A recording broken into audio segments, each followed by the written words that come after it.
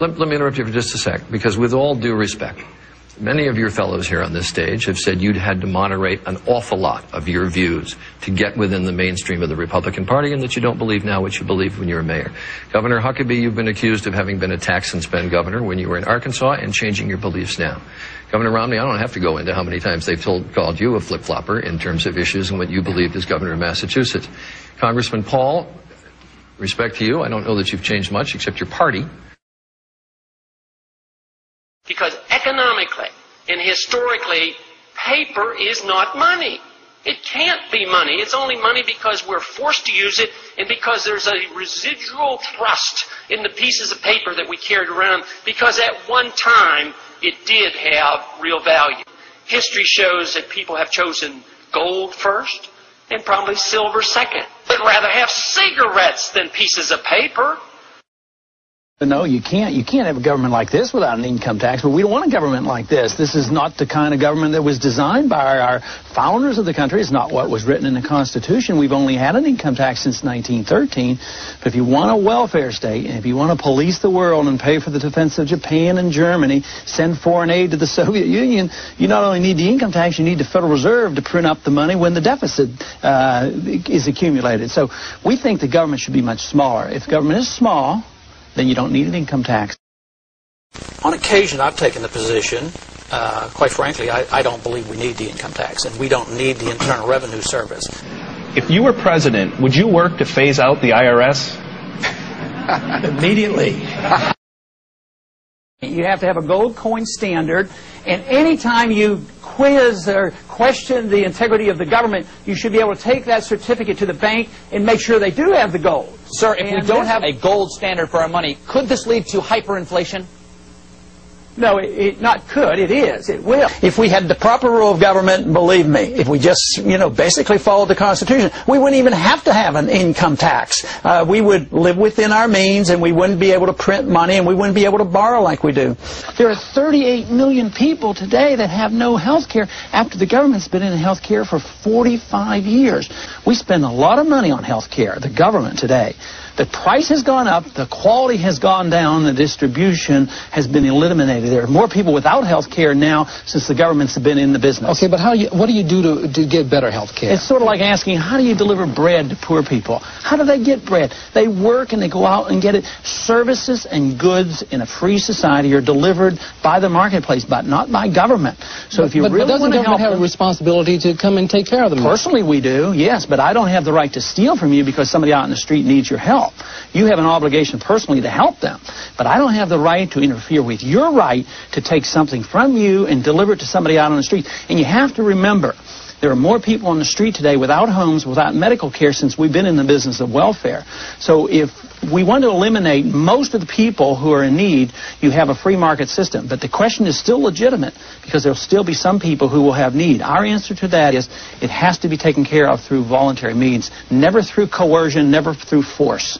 Social Security, the people should know the truth, that it's bankrupt and that young people won't get anything, and that therefore we should start to privatize it. Are you still in favor of abolishing Social Security? Yes, but not overnight. Matter of fact, my program is the only one that is going to be able to take care of the elderly. I'd like to get the young people out of it, just in the next generation, because there's no money there, and they're going to have to pay 50 years and they're not going to get anything. There's no money there. I'd take care of all the elderly, all those who are dependent, but I would save the money from this wild spending overseas. We can save hundreds of billions of dollars and still take care of the elderly. I don't want taxes on the Social Security benefits that they receive. I have a bill in that would secure the trust fund where none of that money could be spent in the general revenues. If you became president, you would transition completely out of Social Security and Medicare. If I can get the people to agree and the Congress to agree, yeah, that would be my program, is to transition out, because this one has failed. I would cut massively on this overseas spending, hundreds of billions of dollars, and work our way out of it. If there's a threat to our national security, you never act secretly through the CIA or doing anything militarily without the consent of Congress. 70% of our military money is spent overseas, subsidizing rich allies. It should be spent on the defense of this country. We'd get out of the Persian Gulf, we'd back off, we'd bring all our troops home, we'd bring all our missiles home, we'd defend America. And we wouldn't, anytime they threatened us, we'd defend ourselves. We'd have armed neutrality. But we would reduce the number of nuclear bombs maybe by 75%. We wouldn't get rid of them, but we'd drastically reduce them. We'd do away with the confrontation, but stand firm and sure of ourselves. We wouldn't go in half-heartedly into anything, such as we did in Vietnam, to lose 60,000 men in a no-win, undeclared war. That is complete nonsense and the result of the Republican Democratic foreign policy of 50 years. And it's going to continue, it's going to get worse. Well, I know that the most important thing for freedom and peace is for me to obey the Constitution. Well, and where is it the authority of the Constitution for us to police the world? I think when our national security is threatened, the American people have a right to vote through their congressman for a declaration of war. This is the kind of thing that leads to Vietnam War type wars and UN sanctions. This is the kind of thing that leads to Koreas, Vietnam, and useless wars. This is why we did not win the war in the Persian Gulf and why we're still facing with this problem. So for us to unleash bombs on Iraq at this particular time to kill more innocent people for narrow political reasons, no, there is absolutely no need to cause more bombing because of a very overall flawed foreign policy. How are you going to vote on impeachment? I'll vote for impeachment. For all 4 articles? Yes, unenthusiastically, because I think the charges are way too mild. But I wish the Congress would address the unconstitutionality of presidents waging war. That, to me, is a lot more serious than Monica Lewinsky. Matter of fact, our national security is more jeopardized by permitting this to happen because we're liable to start a war. We're liable to have our military men killed. We're liable to have more attacks on us by terrorists. Our foolish policy in Iraq invites terrorist attacks against U.S. territory and incites the Islamic fundamentalists against us. So why leave them in the region? They don't want our troops on the Arabian Peninsula. We have no need for our national security to have troops on the Arabian Peninsula. And going into Iraq and Afghanistan and threatening Iran is the worst thing we can do for our national security. I am less safe. The American people are less safe for this. It's the policy that is wrong. Tactical movements and shifting troops around and taking in 30 more and reducing by 5, totally irrelevant. We need a new foreign policy that said we ought to mind our own business, bring our troops home, defend this country, defend our borders. We lost 900 men in Iraq, over 100 in Afghanistan. Afghanistan is blowing up. It's coming unraveled. We're involved in 2 countries there trying to nation build. At the same time, it looks like we'll be in Pakistan. It's time we brought our troops home from around the world. We need to come home from Korea, we need to come home from Japan, and we need to come home from Europe. We need to spend all that money here in this country. We should bring our troops home, change our foreign policy, quit these ridiculous wars. We would be safer and richer for it. You have a government that provides national defense, but you don't have militarism and you police the world. Maybe we could take care of some people back here at home if we weren't spending $1.5 trillion a year on our militarism. That money needs to be spent back at home, and we would have more defense, not less defense. You know, I served 5 years in the military. I've had a little experience. I've spent a little bit of time over in the Pakistan, Afghanistan area, as well as in Iran. But I wouldn't wait for my generals. I'm the commander-in-chief. I make the decisions. I tell the generals what to do, and I'd bring them home as quickly as possible, and I'd get them out of Iraq as well, and I wouldn't start a war in Libya. I'd quit bombing Yemen, and I'd quit bombing Pakistan. I'd start taking care of people here at home because we could save hundreds of billions of dollars. Our national security is not enhanced by our presence over there. We have no purpose there. We should learn the lessons of history, and the longer we're there, the worse things are, and the more danger we're in as well, because our presence there is not making friends. The other 2 parties no longer stands for the Constitution and liberty, and that there's no difference between the 2. I mean, whether you have Republicans or Democrats in office, government gets bigger, taxes go up, the deficit gets worse.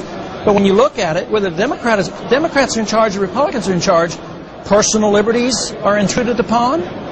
We go about the world trying to interfere in the internal affairs of all nations, and we're having eternal conflicts. And it's unlike what our founders intended, unlike what the Constitution said, and unlike our American tradition of minding our own business and letting the people decide what is best for themselves and letting the market work for itself. We really don't have a free enterprise system here. But we don't really have democracy here because, you know, if you're in a third party, if you're in a Green Party or a Libertarian Party, you don't get any credibility. You can't get on debates. You can't get on the ballots hardly at all.